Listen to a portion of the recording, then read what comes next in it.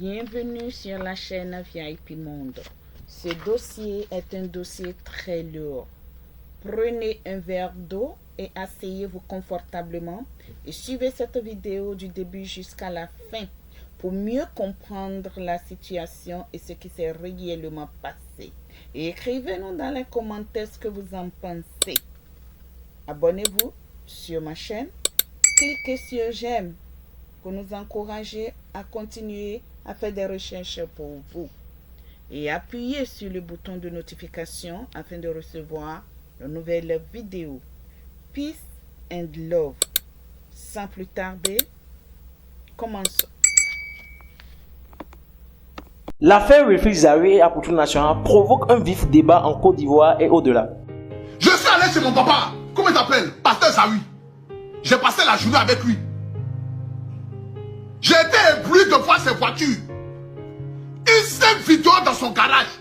Vous avez pris la vidéo là, extrapolé ça. On voit ça autrement. Comme si ici allait dire que non, le monsieur vend la drogue ou il vend quelque chose. Qu'est-ce qu'il y a? Ou bien parce que c'est un homme de Dieu, il ne doit pas avoir de grosses voitures. Parce que c'est un pasteur, donc il doit être misérable. Parce que pour vous, les véritables hommes de Dieu, ils doivent venir en vers syrienne, ils doivent sentir viande de bœuf et puis venir vous prêcher l'évangile pour que vous dites que non, lui au moins c'est un homme de Dieu. Qui vous a dit que les hommes de Dieu doivent être dans la misère? Qui vous a dit qu'Abraham il était pauvre? Qui vous a dit que Moïse il était pauvre? Qui vous a dit que Jacob il était pauvre? Qui vous a dit ça? Qui vous a dit qu'ils étaient pauvres? Ils avaient la foi, ils avaient l'esprit de Dieu en eux et puis ils étaient riches. Ils avaient des bétails, de l'or. Les païens sont là. Non, les pasteurs vivent des dîmes et des offrandes. On est d'accord, on vit de ça. Même le président, là, il vit de l'argent des contribuables. Le pasteur va vivre de l'argent de l'église. Un point, un trait. Ça te fait mal, faut sauter, cale en l'air. Toi, en tant que chrétien, tu as pris combien de millions à crédit pour venir donner à l'église? Moi, j'ai pris 17 millions, au moins 3 ou 4 fois à crédit pour venir faire l'œuvre de Dieu, pour que toi, tu sois à l'aise. Quand tu me vois voyager partout, chaque mois, chaque 2 semaines, mes voyages me coûtent entre 14 et 15 millions. Quand je vais avec le SAF, je monte de voyage qu'à 20 millions de voyages. Je fais ça 2 fois par mois devant vous, ça fait près de 40 millions par mois. Multiplie ça par 5 mois, ça fait 200 millions. Il y a des gens qui sont me voir, non pasteur, tes messages me font du bien, tes messages me font du bien, que Dieu te bénisse, tes messages me font du bien, que Dieu te bénisse. Tu t'habilles bien, tu penses à habiller dans mon cou. Au lieu de me bénir là, donne-moi l'argent. Voilà, c'est mieux comme ça, non? Voilà. On dit à Zawi, d'où vient l'argent? Zawi dit qu'il a beaucoup d'entreprises. Il a beaucoup d'entreprises. Et la pratique m'a plu. Parce que tout le monde attendait ce jour-là. Mais on dit c'est sorti. Il dit que la famille de Sassou Nguesso, voilà, il est maintenant dans le business de pierres précieuses avec la famille Nguesso de Sassou au Congo. Selon les informations relayées publiquement, une enquête portant sur les présumées opérations financières illicites est en cours, notamment après la diffusion d'images montrant un important train de vie exposé sur les réseaux sociaux. Il appartient désormais à la justice d'établir les faits et les responsabilités éventuelles. Mais au-delà du dossier judiciaire, cette affaire pose une question du fond sur la richesse des leaders religieux et la transformation financière. Les hommes religieux doivent-ils justifier l'origine de leur fortune? Existe-t-il un manque de transparence dans certaines organisations religieuses? Comment expliquer qu'un pasteur puisse devenir multimillionnaire pendant que ses fidèles vivent dans la précarité? Bonsoir chers tous, je pense que vous portez très bien. Ce soir nous sommes sur Live TV. Nous allons débattre autour de ce sujet qui est qui fait l'actualité en ce moment, affaire pasteur Wilfried Zawi et l'influenceur Apourtou National. Ce soir je suis Godwin Pogo, je serai à la présentation et je serai en compagnie de monsieur Angelo Kofi et de monsieur Boris. Comment vous allez? Je vais bien. Ça fait plaisir que vous soyez des nôtres ce soir, afin de partager ce moment vraiment précieux. Alors, je disais tantôt, nous allons parler de l'affaire Apourtou, l'influenceur Apourtou National de la Côte d'Ivoire et du pasteur Wilfried Zawi. Je pense que vous avez déjà eu l'idée ou l'écho de cette information qui circule ces temps-ci. Oui. Du moment où c'est sur les réseaux, on est déjà informé par rapport à tout ce qui est en train de se présenter. Ok, monsieur Boris, je pense que vous avez déjà eu l'idée de cela, n'est-ce pas? Bien sûr, je suis au parfum de l'information. Et qu'est-ce que vous avez appris, enfin?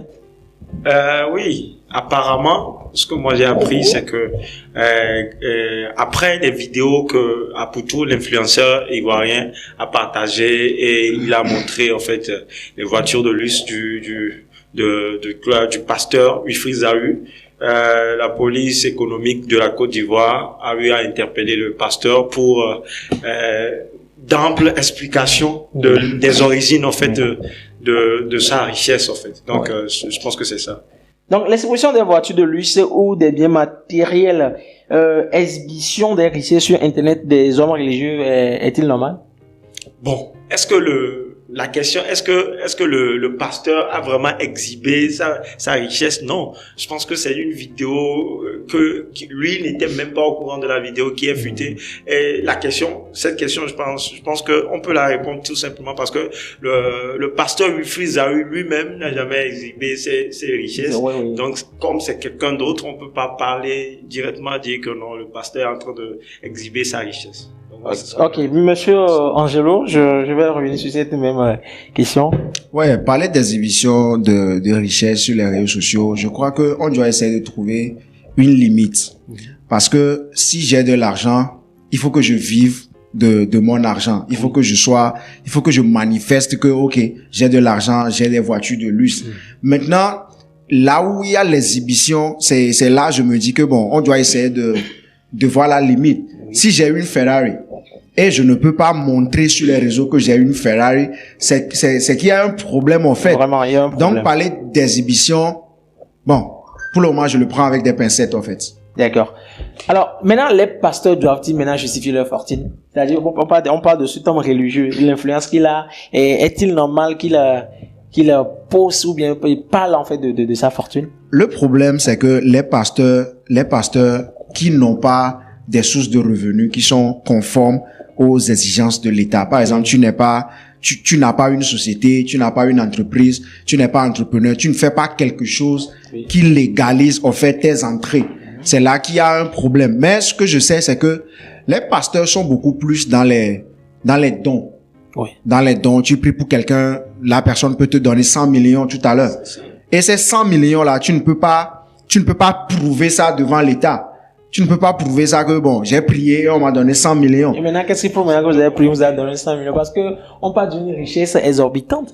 Vous voyez déjà ce qui se passe. Ouais, c'est exorbitant pour certaines personnes, mais pas pour d'autres personnes. Par exemple, le pasteur Zawi, par exemple, il prie pour un milliardaire qui a son argent de manière légale, qui paie ses impôts légalement.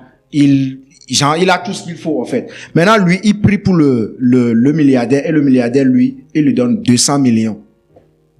L'argent que le milliardaire a donné au pasteur est légal.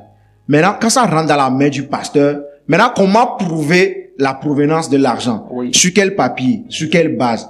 C'est là qu'il y a le problème et les pasteurs. Maintenant, monsieur Boré, trouvez-vous normal ça, qu'on intervienne, on interviewe du moins ça, on interpelle le mot, on interpelle un pasteur qu'il vienne justifier c'est la provenance de sa fortune ou bien sa fortune du moins. Oui, en fait, c'est normal qu'on l'interpelle parce que quand la richesse dépasse un seuil, c'est normal qu'on t'interpelle pour que tu viennes expliquer en fait l'origine de tes biens. Si je veux empiéter sur le pas de mon frère qui disait que en fait c'est vrai, aujourd'hui on ne peut pas tracer, on peut pas avoir une traçabilité nette en fait de la richesse des pasteurs. Mais je sais pas pourquoi nous chrétiens, c'est quand les chrétiens montrent leur richesse que ça dérange les gens. Je comprends pas. Quand les chrétiens montrent leur richesse, ça dérange les gens. Alors que le Dieu que nous les chrétiens on pense c'est un Dieu qui est riche. Ouais, je pense que je reviens. Je pense là on n'est pas en train de parler du pasteur, du fait qu'il est pasteur. On est en parler parce que l'affaire concerne deux personnes. Oui. Je pense que Apotre National a été interpellé pour ça et actuellement son cas c'est un cas qui n'est pas encore. Je viens d'apprendre dans les nouvelles que il a même été condamné. Donc, ce que voudrait dire que c'est pas seulement le pasteur, mais parce que il y a l'influenceur qui l'a approché. C'est comme si c'est un fléau, c'est un réseau qui se crée. Je pense que c'est pour cette raison qu'il a été interpellé. Oui, il y a ça aussi. Ce n'est pas juste le pasteur, mais c'est parce que c'est associé à l'image de l'influence. Ouais. Donc, on peut dire que la poisse dans le système là-bas, c'est Apotre National. C'est Apotre National. Ah, d'accord. Maintenant, nous allons encore revenir dans le cadre de l'homme de Dieu. Maintenant, la transparence financière devrait-elle une obligation dans les organisations religieuses? La transparence financière, oui. Je crois que c'est pas juste dans les organisations religieuses, mais dans tout le monde, partout, il faut qu'il y ait de la transparence dans ce que tu gagnes, ce que tu fais de ton argent. Si tu sais que tu voles pas, Sois transparent, c'est clair. Vous êtes en train de dire? Oui, je disais que il faut qu'il y ait une transparence. Maintenant, la question c'est que comment les hommes de Dieu aujourd'hui peuvent avoir une traçabilité en fait des revenus qu'ils ont. Oui. Par exemple, le pasteur Wilfried Zawi dont nous parlons, quel type de fidèle il a? On est d'accord que si un pasteur a des fidèles milliardaires, il sera milliardaire. On est d'accord. Parce que c'est lui qui a impacté, ou bien c'est lui qui a apporté une lumière à ses fidèles-là pour que les fidèles deviennent milliardaires. Donc, je pense que ça fait foi. Et c'est un témoignage d'avoir des fidèles quand les fidèles sont milliardaires. Quand un pasteur, si nous pouvons constater ça dans la vie courante, quand nous voyons les pasteurs qui sont milliardaires, qui ont de l'argent, il faut voir les pasteurs. Ouais. Mais on a aussi des pasteurs qui sont milliardaires, en fait, qui n'entreprennent pas, mais qui n'ont pas des fidèles aussi, qui ont de l'argent. Qui n'entreprennent pas, oui. Et qui n'ont pas de fidèles qui ont de l'argent. Oui. Directement, mais qui ont qui sont riches. Oui, qui sont riches. Vous nous en citer non, vous savez très bien, je ne peux pas en citer, mais juste. Là, il y aura un problème. Ouais, là, il y aura un problème. Si tu as de l'argent, comme pasteur, tu conduis de grosses caisses, mais dans ton église, il n'y a pas une personne qui ait de l'argent. C'est qu'il y a un souci. D'accord. C'est qu'il y a un souci. Alors, quels sont les mécanismes financiers qui permettent à certaines grandes églises de prospérer? De prospérer, je crois qu'il y a des églises qui sont beaucoup plus dans l'entrepreneuriat. Il y a des pasteurs qui sont des entrepreneurs. Quand on parle du pasteur Wilfried Zawi, on parle du révérend Raoul Wafo, par exemple. Ces gens-là, ils sont dans l'entrepreneuriat. Ils ont des systèmes, ils ont des business, ils ont des entreprises qui génèrent de l'argent. Et l'autre côté, c'est quoi? Quand tu es un pasteur aujourd'hui et tu es efficace, tu es effectif, tu pries pour les gens et il y a des résultats palpables, forcément tu auras de l'argent. Parce que quoi? Quand tu donnes spirituellement, on va te donner financièrement. Donc c'est juste un rendez-vous du donner et du recevoir. Quand tu es efficace dans ce que tu fais spirituellement, les gens vont te donner ce qu'ils ont de financier. D'accord. Donc, si nous allons maintenant de vous à moi et dire que l'argent que l'homme de Dieu Zawi a aujourd'hui et de ce qu'on passe sur les réseaux, ça dépend maintenant de ses fidèles. Ouais. Ou bien de sa foi religieuse, n'est-ce pas? Si. Maintenant, la foi peut-elle enrichir? Bien sûr. Bien sûr. En fait, aujourd'hui, moi je pars sur la base que aujourd'hui, on est parti sur une mauvaise lignée, c'est quoi? Être chrétien, c'est pauvre. Alors que la foi n'a jamais dit que être chrétien, il faut être pauvre. Être chrétien, je disais tantôt que être chrétien, c'est un mindset. Un mindset, c'est quoi? Le mindset, c'est que le Dieu que tu sers, le Dieu là a dit que il t'a créé à ton image. Et c'est la première parole que Dieu a dit à un homme que je te crée à ton image. Si nous qui sommes chrétiens, nous qui sommes enfants de Dieu, nous sommes créés à l'image de notre Dieu. Dieu n'est jamais pauvre. Vous voyez? Donc la foi, ce n'est pas que la foi peut rendre riche, c'est que la foi, c'est affirmatif. La foi doit normalement rendre riche. Voilà. Maintenant, cette affaire dérange parce qu'elle met le doigt sur une fracture silencieuse. Parce que tout le monde en possède, tout pasteur, ou bien vous et moi, vous êtes des hommes de foi. Yeah. Mais je sais que la foi qu'on a aujourd'hui, la foi ne donne pas conséquemment. Maintenant, allons-nous dire que ces derniers ont de la foi, ils sont immensement riches? C'est là le problème. La question, si je parlais du mindset, en fait, la plupart des chrétiens pensent que quand tu as la foi, en fait, tu dois vivre modérément. C'est pour ça même que quand on parle d'un homme riche, ou bien d'un homme de Dieu riche, tout le monde s'inquiète. Normalement, on ne devait pas s'inquiéter. Si c'était normal que la foi que nous prions, ou bien le Dieu que nous prions donne la richesse, normalement, ça devait être un truc normal. Ce n'est pas normal parce que dans notre mindset, on pense que être chrétien, c'est être pauvre. Ou bien c'est vivre dans le besoin. Alors que ce n'est pas ça du tout. C'est l'exemple que je te donnais. Le Dieu que nous servons, c'est un Dieu riche. Donc, un Dieu riche, ce qui prouve, ou bien ce qui affirme que le Dieu que tu sers, normalement, tu dois être à son image. Parce que c'est la raison pour laquelle nous allons à l'église. Ressembler Dieu. Maintenant, quand on dit de ressembler Dieu, parce que Dieu, c'est un Dieu qui a tout, en fait. C'est ça. Maintenant, pourquoi certains fidèles, ou bien certains fidèles, sont toujours pauvres et demeurent toujours pauvres? Nous allons en parler des hommes, certains hommes de Dieu aussi. Ouais, il y a des hommes de Dieu qui sont aussi pauvres. Et il y a des fidèles qui sont pauvres. Et il y a des gens qui gagnent de l'argent. Je vais donner un exemple. Pas plus tard que cette semaine, j'étais là, je me suis réveillé et puis j'ai vu un Timoni sur mon téléphone. Je savais pas qui l'avait envoyé.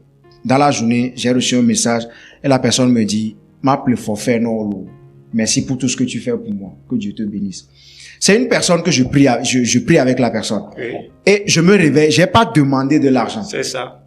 C'est que la nuit là même, j'ai pas prié avec la personne. Oui. On avait prié peut-être il y a 3 jours, 4 jours. Oui. Mais tant que elle a gagné de l'argent, elle s'est rappelée, elle a dit que, oh, Ame Aduna Gbera Kudomwa. Elle m'a envoyé de l'argent. Pourquoi? Parce que j'ai pris mon temps pour prier pour elle et elle a vu que ça a donné un résultat. C'est ça. Maintenant, elle a fait peut-être dans les 5 000, 10 000. Oui. Et si je priais pour quelqu'un qui vivait millions, dans les 100 voilà. millions, 200 millions. C'est ça. C'est comme ça un peu. Donc cela fait quoi? Fait dire que on peut être un homme de Dieu ou bien un enfant de Dieu et s'enrichir. Et s'enrichir. Donc Le problème, c'est le résultat de ce que vous faites en fait. Le problème c'est quoi? Le problème c'est que ne sers pas Dieu pour de l'argent. C'est ça. Ne prie pas pour les gens parce que tu veux de l'argent. Non. Prie pour les gens parce que tu veux les délivrer, tu veux les rendre libres, tu veux les affranchir par la vérité. Genre, tu veux juste rendre ministère parce que Dieu t'a appelé pour ça. Maintenant, tout ce qui va revenir vers toi, ça n'engage que Dieu. C'est pas ton problème. Tout ce que Dieu va décider que les gens vont te donner comme argent, comme bien, comme soutien financier, moral, tout ça là, c'est pas ton problème. Mais quand tu seras fidèle à l'œuvre de Dieu, oui. Dieu va te bénir au travers des gens. Donc nous devons croire que Dieu bénit, n'est-ce pas? Ouais. Et nous croyons. que Dieu bénit. Maintenant, nous devons savoir aussi que les hommes de Dieu qui s'enrichissent aujourd'hui, ou bien nous les enfants de Dieu, nous devons avoir de la foi.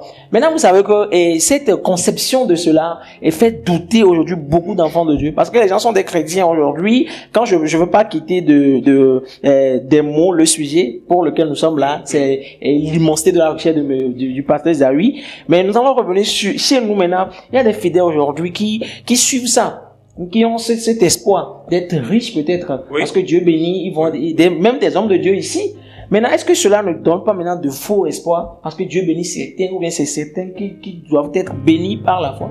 En fait, pour répondre à cette question, moi je parle et j'insiste toujours sur le point de mindset. La question, la première question, c'est que pourquoi nous, les chrétiens ou bien les fidèles aujourd'hui ne sommes pas riches et que certains pasteurs s'enrichissent.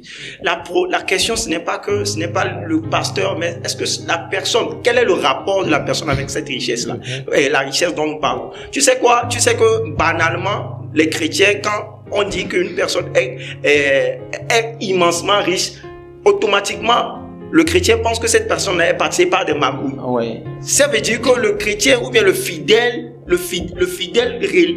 qui vient à l'église, il pense que son Dieu ne peut pas enrichir. Oui. Il faut que cette mentalité-là, il faut qu'on enlève ça.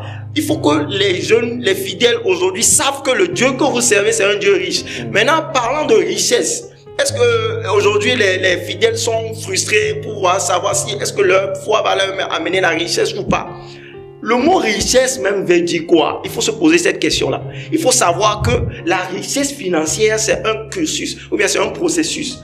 Et c'est le dernier point de richesse, ou bien le dernier facteur de richesse, c'est la richesse financière. Avant d'arriver à la richesse financière, il y a des richesses que tu dois acquérir. Par exemple, quoi? Il faut avoir un bon mindset, il faut avoir des bons gens qui t'entourent, il faut avoir des coachs. Il y a un processus avant que quoi? Les finances n'arrivent. Oui. Donc, il faut que les fidèles chrétiens, nous comprenons ça d'abord. D'accord. Merci beaucoup, monsieur Boris, pour cette explication. Et je rappelle que nous sommes sur Live TV. Alors, je fais appel à toutes et à tous de partager massivement cette vidéo et de la commenter, surtout de s'abonner. Alors, monsieur Kofi, aujourd'hui, nous constatons dans nos cadres religieux que l'église est devenue aujourd'hui comme un lieu de business. Si vous permettez le mot, un lieu de business, parce que on parle du pasteur en fait. Est-ce qu'on peut pas dire que le pasteur est en train de jouer à un jeu de business pour s'enrichir? En fait, je vais pas dire que c'est du business, parce que quoi? Aujourd'hui, un pasteur peut écrire un livre et vendre le livre, mais c'est pas du business. Il est en train d'apporter une connaissance spirituelle aux gens. Oui. Mais il a mis de l'argent dans l'édition de ce livre-là. Je peux pas prendre mon argent et éditer 1000 livres et donner ça aux gens juste comme ça. Et tout ce qui est donné gratuitement n'est pas vraiment pris en valeur. D'accord, mais donc merci. c'est pas Mis à part le livre, du fait qu'on vende les livres, aujourd'hui, on a beaucoup de pasteurs, excusez-moi le mot, opportunistes. On a beaucoup de leaders religieux opportunistes qui s'enrichissent, et pas seulement pour apporter un plus spirituel. Vous en connaissez? On va pas taire les mots. Bon, vous avez raison pour sur ce point. Le truc c'est quoi? Le truc c'est que quand il y a les bons, il y a les mauvais aussi. Oui. Quand il y a les bons, il y a les mauvais aussi. Mais nous, comme nous parlons au public, nous n'allons pas nous appesantir sur ce qui est mauvais, mais nous allons plutôt parler de ce qui est bon pour que tout le monde... Non, en fait, c'est pas que vous avez parlé des choses qui sont mauvaises. Juste nous convaincre, parce que nous sommes en train de parler de l'influence financière d'un leader religieux aujourd'hui qui cause beaucoup de problèmes. En fait, même si le pasteur est en train de faire du business, du moment où il met le nom de Jésus-Christ devant, du moment où il met l'évangile dans son business, on n'a pas de problème. Après tout, l'évangile sera prêché. C'est ça. Le nom de Jésus-Christ sera prêché. C'est bon. Ok, que le nom de Jésus-Christ soit prêché ou pas, je pense pas que ce n'est pas un problème maintenant. C'est pas un problème. Du moment où le nom de Jésus-Christ est prêché, l'évangile est prêché, les gens, la vie des gens les vies sont changées, c'est bon. Qu'il fasse son business ou qu'il gagne son argent ou pas, c'est pas notre problème. Ok, d'accord. Je pense que vous ne voulez pas rentrer dans le sujet. C'est pas un débat en fait, mais c'est une question pour faire comprendre que aujourd'hui, peut-être la richesse de certains hommes de Dieu ne se justifie du fait qu'ils sont en train de faire du business religieux en fait. Le problème, c'est que toi-même là-bas, ce que tu gagnes, je peux pas comprendre comment tu gagnes. Oui. Je peux pas comprendre. Ce que je gagne, tu peux pas comprendre. Tu vois. Donc, si mais toi, je peux toujours me poser des questions. Tu vas te poser des questions. Vous connaissant en tant que, je reviens, vous connaissant en tant que, peut-être un homme de Dieu, alors je sais approximativement que, bon, vous êtes à ce niveau, excusez-moi le thème. Maintenant, 2 jours au lendemain, je vois mon frère qui sort avec des voitures, des millions. Ça peut susciter en moi des questions qui suscitent aujourd'hui des problématiques. Et c'est normal. Et c'est normal. En fait, ce que nous, on doit comprendre aujourd'hui. Quand quelqu'un investit dans, par exemple, de la crypto-monnaie, il va pas venir sur les réseaux sociaux pour le dire. Mais quand l'argent de la crypto-monnaie là va sortir, tout le monde va dire, peut-être il a fait du n'importe quoi. C'est normal, en fait. Quand la personne travaille sur lui, quand une personne travaille sur lui et travaille dans l'ombre, personne ne sait. Mais c'est quand les fruits du travail qu'il fait là, que tout le monde voit ça, que les gens sont étonnés. Donc, moi, je suis pas du tout étonné parce que... D'accord. Je pense que nous allons mettre thème avec deux, trois questions qui vont suivre maintenant. Aujourd'hui, nous constatons que les plus riches, si vous permettez le mot, je ne m'attaque pas aux hommes de Dieu, non. Je suis un chrétien aussi. Les plus riches aujourd'hui, c'est les hommes de Dieu. Si vous comprenez le système je peux dire le système Est-ce que les plus riches sont les hommes de Dieu? Aujourd'hui, si on peut le dire. Aujourd'hui, si on peut le dire, peut-être dans un thème un peu figuré. Nous sommes en train de parler du pasteur Zahu, n'est-ce pas? Oui. Nous avons parlé il y a des pasteurs de ICC. Bien sûr. Nous avons aussi Raoul, vous voyez. C'est-à-dire les hommes de Dieu influents sont des hommes de Dieu en fait riches, quoi. Vous voyez. Donc ce qui suscite des fois, l'affaire de Zahu maintenant va encore commencer par susciter, révéler d'autres hommes de Dieu. Maintenant, nous allons pouvoir chercher là où la provenance de leurs moyens financiers, n'est-ce pas? Maintenant, aujourd'hui, l'Église n'est-elle du moins pas en danger? En danger par rapport à quoi? Si on parle maintenant des hommes de Dieu qui sont immensement riches, maintenant, on va pas vouloir peut-être l'État, parce que le fils Zahu a été interpellé par l'État. Oui. Maintenant, les États vont pas maintenant s'attaquer aux hommes de Dieu ou bien aux corps religieux. Si aujourd'hui, on voit les hommes de Dieu qui se présentent comme des gens qui sont riches, il faut savoir que ces hommes de Dieu-là, ils font toujours des offrandes dans leurs églises. Oui. Il y a toujours des gens qui sont toujours des donateurs dans leurs églises. Donc, il y a des gens qui sont beaucoup plus riches que ces pasteurs-là. C'est ça. Qui sont membres dans leurs églises. Voilà. Mais, quand tu es une personnalité publique, voilà, tu es beaucoup plus visible. Oui. Aujourd'hui, on voit Wilfried Zawi qui monte ses voitures de luxe. Vous ne savez pas s'il y a un membre, peut-être un jeune de 25 ans dans son église, qui lui a offert cette voiture. C'est ça. C'est possible que c'est quelqu'un. La plupart du temps, c'est comme ça. La plupart du temps, c'est comme ça. C'est quelqu'un qui lui a offert cette voiture-là. Oui. C'est peut-être pas lui-même qui a payé la voiture. Mais nous, on va pas savoir. Oui. C'est là le problème. D'accord, merci. C'est juste une compréhension, faut qu'on ait une compréhension. Est-ce que vous me suivez en fait? C'est juste qu'on ait une compréhension parce qu'aujourd'hui, ce que ce site-là fait là, il y a des hommes de Dieu qui sont toutefois attaqués. Et vous allez voir sur les réseaux qu'un homme de Dieu est immensement riche. Les gens se posent des questions. N'est-il pas en train de faire du business avec les fidèles? Je te donne un exemple. En fait, ce que mon frère vient de dire, en fait, tant que il y a une chose que nous devons comprendre. Ceux qui critiquent, ceux qui parlent mal des pasteurs et tout. Il faut qu'on se pose des questions. Est-ce que les gens que nous disons que ces gens-là sont devenus immensement riches et que on ne sait pas exactement la provenance de leur richesse? Quel est l'impact que ces gens-là ont sur nous? Quand nous parlons de l'église ICC aujourd'hui, vous savez quel l'impact que l'église ICC a sur le monde entier? Je parle d'une église, une grande église qui est installée en France, que personne n'a jamais fait. Donc, il faut estimer l'impact que ces gens-là ont sur nous aujourd'hui, chrétiens, ou bien sur le monde entier aujourd'hui. Je te donne un exemple. L'impact que Facebook et TikTok ont sur nous aujourd'hui, personne ne se demande où ils ont trouvé leur argent. Oui. Mais quand c'est les hommes de Dieu, il y a un problème. C'est ce que je te dis. C'est que, en fait, l'opinion publique pense que le Dieu que nous servons ne donne pas l'argent. Oui. C'est pour ça, à un moment où, quand on voit qu'un homme de Dieu a de l'argent, tout le monde pose la question. Oui. Mais quand ce même homme de Dieu-là a de l'impact sur les gens, il y a les gens qui sont guéris, il y a les vies qui sont changées, il y a des jeunes qui étaient à zéro et deviennent des zéros. Personne ne se pose la question. En fait, la richesse, je te donne la définition de la richesse d'une personne dépend de l'impact. Je t'ai donné l'exemple de Facebook et de TikTok ou bien de WhatsApp aujourd'hui. Regardez ce que ces jeunes américains ont mis en place et regarde le monde de personnes qui servent aujourd'hui. Oh oui. L'impact, c'est quoi? C'est le nombre de personnes que tu arrives à servir. Si ces jeunes, ces pasteurs-là aujourd'hui servent des centaines de millions à travers le monde. Imagine, on parle de pasteur Wifi Zao, on parle du pasteur Raoul Wafo par exemple, on parle de Ivan Castellano par exemple. Regardez les milliers d'églises que ces gens seront implantés. Regardez les milliers de vies que ces gens seront changées. C'est normal qu'ils aient de l'argent. Personne ne se pose la question pourquoi Mark Zuckerberg a de l'argent. Alors, sur vos mots, je vais dire vraiment, aujourd'hui, quand on parle de l'argent et quand les hommes de Dieu sont riches, vraiment, il y a toutefois des polémiques autour. Alors, nous allons mettre un terme à ce débat, mais je vais commencer je vais encore poser une question. Oui. Alors, quel regard avez-vous de l'influenceur Aputu National? Parce que c'est Aputu National qui s'est approché du pasteur. Parce que comme vous venez de le dire, le pasteur une fois montré, c'est bien, en live, mais il n'y a jamais eu d'interpellation autant pour moi. Maintenant, quel regard avez-vous à l'égard de cet influenceur? En fait, l'influenceur Aputu National, moi, je le comprends pas. C'est quelqu'un que j'essaie de comprendre, mais j'arrive pas. Parce que, il est toujours dans ce genre de problème. Il revient, il refait les mêmes choses. Il revient, il refait les mêmes choses. Donc, je crois que dans toute l'histoire, il serait peut-être la poisse.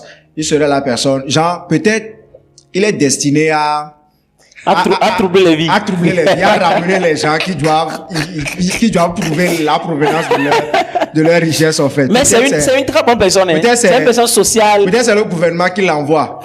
On sait jamais. Bon, quel regard avez-vous de ce dernier? Par rapport à Aputu National, franchement, moi, j'ai rien contre lui. Je sais pas exactement pourquoi il amène la poisse sur les gens, mais bon. J'ai pratiquement rien à dire. Peut-être c'est son destin aussi. C'est son destin. De venir détruire la vie. Bon, autant pour nous, nous sommes en train de parler mal de Aputu National, mais quand aujourd'hui on a interpellé le pasteur Zawi, c'est parce qu'il est venu faire une vidéo et a publié. Alors merci à toutes et à tous qui nous ont suivis. Nous sommes sur Live TV. Nous rappelons que nous sommes dans l'émission Béréa, l'émission que vous aimez tant. Nous avons aujourd'hui parlé du pasteur Zawi, et à l'égard de la vidéo faite par l'influenceur Aputu National qui a mené à l'interpellation judiciaire. Alors merci à tous qui nous ont suivis. Je pense que monsieur Angel Kofi aura dit un mot de fin. Alors, cherchons l'argent, mais bon, n'hésitons pas sur tout ce que nous gagnons. Mais menons une vie aussi pour montrer aux gens que Dieu nous bénit, en fait. Oui. Mais pas dans une certaine mesure pour attirer de mauvais œil et tout ça là. Et puis l'autre côté, c'est que il faut que notre argent soit traçable, Super. que tout soit transparent. Super, merci Monsieur Boris pour clore le Pour le débat. mot de fin, moi ce que je dirais à l'opinion publique, il faut que les gens sachent que le Dieu que les pasteurs servent aussi enrichissent les gens. Donc, il faut que les gens comprennent que le Dieu que nous servons, le Dieu là enrichit les gens. Et la deuxième chose, il faut savoir que autant une personne a d'impact, je viens de donner l'exemple de Mark Zuckerberg, autant une personne a de l'impact sur les gens, autant cette personne-là est riche. Super. Autant une personne a de l'impact, autant cette personne est riche. Alors, autant les hommes de Dieu ont de l'impact, surtout le pasteur Wilfried Zawi, autant il sera riche et immensement riche. Alors, je vais clore ce débat par ce mot. Un homme de Dieu a le droit de réussir. La réussite matérielle n'est pas un crime. Mais lorsqu'on exerce une influence spirituelle sur des milliers de personnes, la transparence devient une responsabilité morale. Merci à toutes et à tous. Je pense que vous nous avez bien suivis et surtout partagez cette vidéo, commentez massivement et pour qu'on puisse se revoir pour la prochaine. Merci. Merci.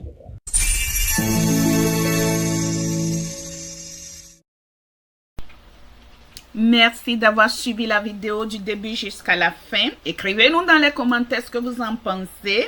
Abonnez-vous maintenant sur la chaîne, cliquez sur j'aime et sur le bouton de notification afin de recevoir nos nouvelles vidéos. Ciao, ciao, peace and love.